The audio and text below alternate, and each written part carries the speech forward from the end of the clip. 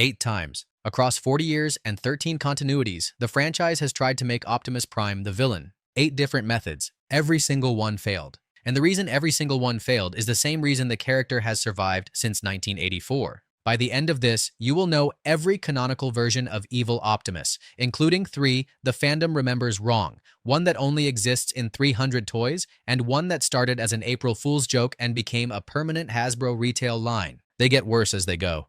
Dark Awakening. Every G1 fan knows Optimus Prime died in 1986's Transformers, the movie. Fewer remember he came back evil before he came back good. 5 months after the movie hit theaters, Season 3, Episode 8, Dark Awakening, aired. The Quintessons stole his corpse from the Autobot mausoleum and reanimated it as their weapon. The Quintesson magistrate's exact words on screen, a robotic zombie, operated by Quintesson circuit implants, retaining, in their own words, very little of his memories or personality. The first evil Optimus in franchise history was not a corruption. It was a hijacked corpse. Peter Cullen voiced him. The matrix of leadership was still inside his chest, and when he met Hot Rod in battle, the matrix overrode the Quintesson programming long enough for him to speak one full line. Monsters. They made me a weapon to destroy the very ones I loved in life. Then he piloted the Autobot flagship into the Quintesson's trap and destroyed himself a second time. Here is the detail most fans miss about Dark Awakening. Optimus was originally meant to stay dead. The episode was already in production when the Transformers, the movie, released. The team had no idea how strongly audiences would react to Prime's death. The return of Optimus Prime, the two-parter that resurrected him for real, came months later in response to fan letters and Hasbro pressure.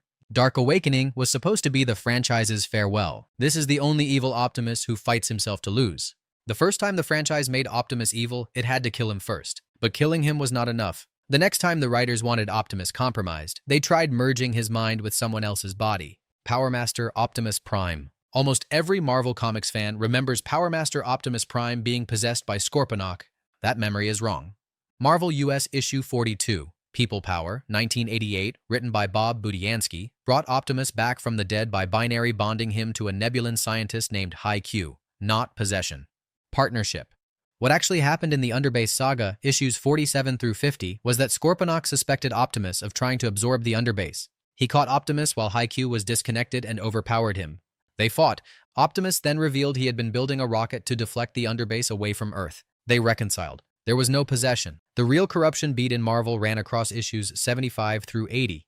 The Unicron War, Simon Furman, 1991. After Optimus sacrificed himself against Unicron, High-Q realized something neither of them had noticed. The partial mind merge between them had been progressing the entire time, accelerated by nucleon exposure. The consciousness left behind in High-Q's body considered itself to be Optimus. The last Autobot rebuilt it into a new chassis. The result was not Optimus. It was Optimus plus High-Q plus 4 years of merger neither of them consented to. A Cybertronian who was technically half human, technically half himself, and certain he was the original. Marvel did not corrupt Optimus. It dissolved him into someone else and never told the readers. Merger was an accident. The next attempt to compromise Optimus was deliberate, and it required waiting for him to die first. Optimal Megatron. Beast Wars Season 2 Finale, The Agenda Part 3, March 1998. Megatron stands over the inert G1 Optimus Prime body inside the Ark and delivers the most quoted single-word line in the franchise. Yes. Season 3, Optimal Situation. He transfers his own spark into Optimus's corpse, becoming Optimal Megatron. Optimus's body was now a Decepticon's weapon. Same chassis, same matrix housing, different spark entirely. The fans never agreed on whether this counts as evil Optimus because Optimus's spark was already gone before Megatron moved in. This is the version where the franchise stopped pretending Optimus could be corrupted at all and started using his body as real estate. TF Wiki classifies it as evil Megatron in Optimus's chassis. The fandom is still divided. Either way, the visual matters. For one full season of Beast Wars, the silhouette of Optimus Prime was the villain. The only Optimus body that walked, talked, and fought as a Decepticon for an entire season of television. When you cannot corrupt the spark, you wait for it to leave the room. Hijacking required a death. The next version of evil Optimus needed no body and no death, just a few visions in his own head. Optimus Primal. Beast Machines aired from 1999 to 2001, developed by Bob Skir and Marty Eisenberg. Gary Chalk's Optimus Primal came home to Cybertron a hero. He left it as something else. Visions from the Oracle convinced Primal that the salvation of Cybertron was purely organic life. He started preaching against technology. He ate fruit that de-evolved his own team. He ignored tactical reality in favor of a quasi-religious mission. Beast Machine's Primal is the most uncomfortable evil Optimus in the franchise, because nobody forced him. No Quintesson reanimation, no Megatron spark transfer, no mind control. He corrupted himself while believing he was right. Episodes 5, 8, 10, and 11, he becomes techno-purist Megatron's mirror image. Both extremists, both convinced the other half of Cybertron has to be erased. Beast Machines is the show where the franchise admitted Optimus's worst version is the one that did not need any villain to corrupt him. The only Optimus who became dangerous while convinced he was passing a test set by his own god. The most dangerous Optimus corrupted himself, and his own god called it a test he passed. Primal corrupted himself by mistake. The next versions, the writers gave up on corruption entirely. They built fake ones from scratch, the clones. 3 different continuities, same idea. If you cannot corrupt the real Optimus, build a fake one. Armada, 2003. Nemesis Prime, a sideways-controlled puppet that scanned the minds of the Cybertronians and copied Optimus's form because he was the most powerful figure in their psyches. Transformers Animated, 2010. A Decepticon clone protoform with a self-aware joke baked into his own bio. Transformers Prime Season 2, Episode 23, 2013, titled simply Nemesis Prime, a MECH clone built by Silas as the prototype for Project Chimera, cobbled together from human tech, stolen energon, and a stolen transformation cog. None of them worked. Each clone was defeated within a single episode arc. The franchise tried 3 times across 11 years to build a fake evil Optimus. 3 times, it built something the real Optimus killed without effort. One small publishing note worth flagging here.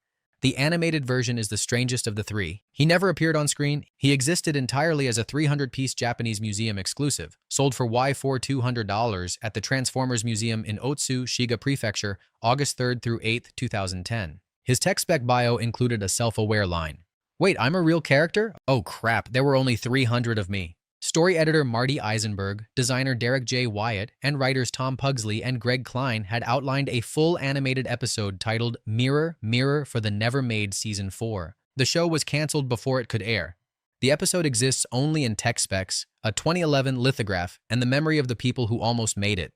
3 clones, 3 failures, and one of them only ever existed in 300 figurines and a canceled outline. When the franchise could not corrupt Optimus, it manufactured fakes. The fakes broke faster than the original. Clones did not work, so in 2017, Hasbro and Hollywood stopped trying logic and reached for sorcery. Nemesis Prime. Transformers, The Last Night, June 21st, 2017, the Bayverse's most reviled film. Also the only one where Peter Cullen voiced Optimus Prime as the villain for an extended sequence. Optimus crash lands on Cybertron and is captured by Quintessa, the self-styled Prime of Life, played by Gemma Chan. She does not reprogram him. She does not clone him. She uses what the film never quite calls sorcery to convince him Earth is actually a dormant Unicron and must die for Cybertron to live. She names him on screen, Nemesis Prime. Optimus replies, eyes turning from blue to purple, a red scar opening on his right cheek. I will fight anyone who stands in my way. For the first time in any Transformers film, Cullen voiced his own corruption. The franchise had tried reanimation, merger, hijack, self-corruption, and cloning. By 2017, it had run out of mechanisms grounded in science fiction. The Last Night reached for magic. Quintessa's powers are never explained. The film does not give them a sci-fi gloss. They are simply effective because the script needed them to be. He is broken by Bumblebee's voice. Bumblebee, who had not spoken on screen since 2007, regains his original voice mid-fight. Hearing it is what snaps Optimus out of Quintessa's control. When science fiction could not corrupt Optimus, Hollywood resorted to a spell. Quintessa needed sorcery to make Optimus evil for 90 minutes. Hasbro figured out a much cheaper method. Black Convoy. Takara, late 2000. Car Robots toy line. D12 Black Convoy, a black and teal redeco of the 1995 Generation 2 Laser Optimus Prime mold. Hasbro repackaged him in 2001 as Scourge, the lead Decepticon of Transformers, Robots in Disguise. In fiction, Scourge was an Autobot protoform corrupted by Megatron, fused with attributes of Optimus's spark, Megatron's programming, and the bioenergy of a human girl named Kelly. Marketed as Optimus's twin brother, here is the production detail that reframes everything. That same mold has been redecoed as Evil Optimus for 26 years. Spy Changer Scourge 2001, Destructicon Scourge, KB Toys exclusive. Timelines Scourge 2013, which was then redecoed again as the BotCon 2012 Shattered Glass Optimus Prime. Legends Black Convoy Tokyo Toy Show 2015 exclusive. Legends Voyager Black Convoy, Tokyo Toy Show 2017. The 2022 Walmart exclusive Legacy Velocitron Scourge, every Black Convoy, every Scourge, every retail shelf Nemesis Prime. They all trace back to one G2 Optimus mold from 1995, repainted black, sold as evil for a quarter century. Hasbro stopped writing stories about evil Optimus and started manufacturing him. A character whose entire identity is Optimus Prime, painted black. Hasbro stopped writing evil Optimus and started manufacturing him. But every manufactured Optimus was still our Optimus underneath. There was only one method left. Build a universe where evil Optimus was never our Optimus to begin with. Shattered Glass, April 1st, 2008. Fun Publications published 3 pages of a comic called Shattered Expectations, drawn in 1980s Sunbow style by Derek Yaniger. Optimus Prime as a goateed black and purple Autobot tyrant, Megatron as the heroic resistance. It was an April Fool's joke. Fan reaction was so positive that Fun Publications formally adopted the universe. Transformers, Timelines Number 3, BotCon 2008 box set. Lead artist Don Figueroa, story by Benson Yee, editor Pete Sinclair. In Fun Publications continuity, his pre-prime name was Optronics. An archivist who searched Cybertron's records for the meaning of life concluded there was none and decided only legacy mattered. He backstabbed his way to power. In IDW's 2021 reboot, written by Danny Lore, art by Daniel Kana and Guido Guidi, his pre-prime name became Orion Pax instead. After conquering Cybertron, he renamed the territory Pax. And here is one small publishing note that most fans miss entirely. Writers Trent Troop and Greg Ciepalak wrote Evil Optimus to sound like Venger. Venger is the villain from the 1980s Dungeons & Dragons cartoon. Venger was voiced by Peter Cullen. The same voice, the same actor, 2 characters. 40 years apart. One the franchise built to be the hero. One a writer asked him to play to make Optimus convincing as the villain. Shattered Glass. Optimus is the only evil Optimus in franchise history who is evil from birth. No reanimation, no corruption, no clone, no spell. The only way the franchise could make Optimus the villain on a permanent basis was to build a universe where being the villain was just who he was. Hasbro made Shattered Glass a permanent retail subline in 2024. An April Fool's joke became the only evil Optimus the franchise could not undo. 8 methods, 8 failures, every single one a confession. Look at the latter, Reanimation in 1986, and The Matrix overrode it. Identity Merger in the late 80s, and the new Optimus still considered himself the original. Body Hijack in 1998, and Optimus's spark was already gone before Megatron could take the chassis. Self-Corruption in 1999, and the Oracle congratulated him for finding his way back. 3 clones across 11 years, and not one survived a single episode arc. Magical Brainwashing in 2017, and A Friend's Voice broke the spell. Mold Redecos for 26 years, and every single one was sold as a separate character because painted Optimus is not real Optimus.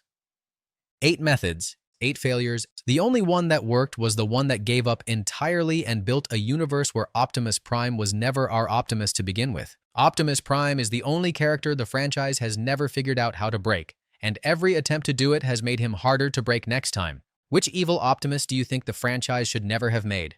Tell us below.